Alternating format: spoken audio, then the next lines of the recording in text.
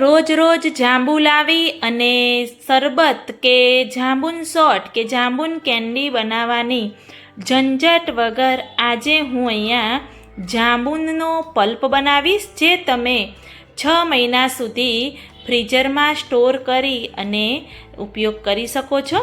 તો જ્યારે પણ તમારે ઈચ્છા થાય ત્યારે તમે તે પલ્પમાંથી જાંબુન શોટ, જાંબુન કેન્ડી કે જાંબુનનું શરબત બનાવીને ઇન્સ્ટન્ટ તમે પી શકો છો કે ખાઈ શકો છો. તો વરસાદની સિઝનમાં આવતા જાંબુનમાંથી આજે આપણે 6 મહિના સુધી સ્ટોર કરી શકાય તેવો જાંબુનનો પલ્પ બનાવીશું. હેલો એવરીવન, સ્વાગત છે તમારું અર્ચનાની વાનગીમાં. જાંબુનનો પલ્પ બનાવવા માટે મેં અહીંયા જાંબુન લઈ લીધા છે અને થોડા એવા મોટી સાઇઝના આવે છે એ જાંબુન લેવાના. તો મેં અહીંયા 500 ગ્રામ જાંબુન લીધા છે. તમારે જે રીતે પલ્પ સ્ટોર કરવો હોય એ રીતે તમે જાંબુનનો ઉપયોગ કરી શકો છો, વધારે કે ઓછા તમે લઈ શકો છો. જાંબુન છે એને સરસ એવા ધોઈ અને પછી જ આપણે એનો ઉપયોગ કરવાનો. તો આ બધા જ જાંબુનમાંથી આપણે જાંબુનનો ઉપરનો પલ્પનો ભાગ એક બાઉલમાં લઈ લઈશું અને ઠળિયાનો ભાગ છે એ આપણે અલગ કરી દઈશું. જ્યારે પણ જાંબુન લો તમે ત્યારે જાંબુનને ટેસ્ટ કરી અને મીઠા જાંબુન હોય એવા લેવાના અને પાક્કા હોય એવા જ આપણે લેવાના. તો આ રીતે બધો જ પલ્પ આપણે અલગ કરી દઈશું. તમે જોઈ શકો છો કે મેં બધો જ જાંબુનનો પલ્પ ધીરે ધીરે કરી આ રીતે અલગ કરી દીધો છે. તો આ જાંબુનના પલ્પને આપણે મિક્સર જારમાં લઈ લઈશું, એને પીસી અને આપણે રેડી કરવાનો છે. તો મોટું એવું મિક્સર જાર લઈ લેવાનું અને એમાં આ બધો જ પલ્પ આપણે એડ કરી દઈશું. મિક્સર જારમાં આ રીતે લઈ એમાં જરાય પણ અત્યારે પાણી એડ કર્યા વગર આપણે પીસી લઈશું. જો પાણીની જરૂર પડે તો તમે 2 થી 3 ટેબલ સ્પૂન જેવું જ પાણી અંદર એડ કરવાનું. મેં અત્યારે પાણી એડ નથી કર્યું, અત્યારે આપણે પહેલાં તો પીસી લઈશું. જો જરૂર પડશે તો પાણી એડ કરીશું. તમે જોઈ શકો છો કે મેં બધો જ પલ્પ સરસ એવો પીસી લીધો છે અને 3 ટેબલ સ્પૂન જેવું મેં અંદર પાણી એડ કર્યું હતું. તો પલ્પ બધો મેં આ રીતે બાઉલમાં લઈ લીધો છે. ગેસની ફ્લેમ ચાલુ કરી આપણે બાઉલને ગેસ પર રાખી દેવાનું.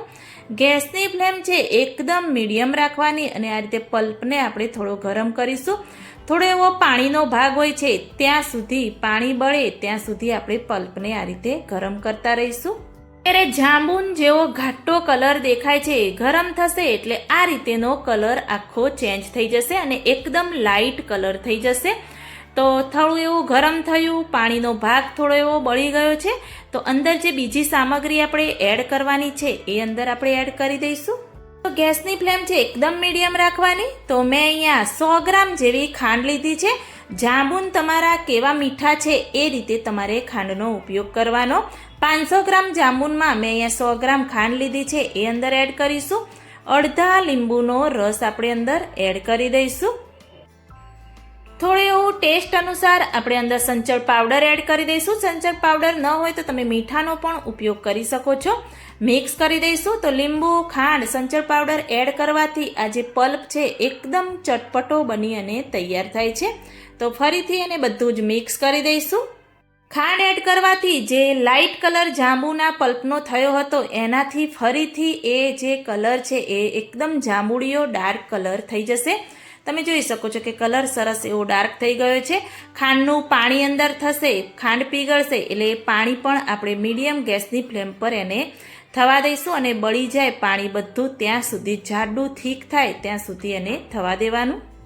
તો આ રીતે જાડું એવું થાય અને નીચે તળિયે ચોંટે નહીં એટલે આપણે સતત એવું હલાવતા રહેવાનું. થોડો હજી પાણીનો ભાગ છે તો એને થવા દઈશું. તો તમે જોઈ શકો છો કે પાણીનો ભાગ બધો જ બળી ગયો છે, એકદમ થીક થઈ ગયું છે. આ બધી જ પ્રોસેસ કરવા માટે ગેસની ફ્લેમ એકદમ મીડિયમ રાખવાની, જેથી જે પલ્પ છે એ નીચે તળિયે ચોંટે નહીં.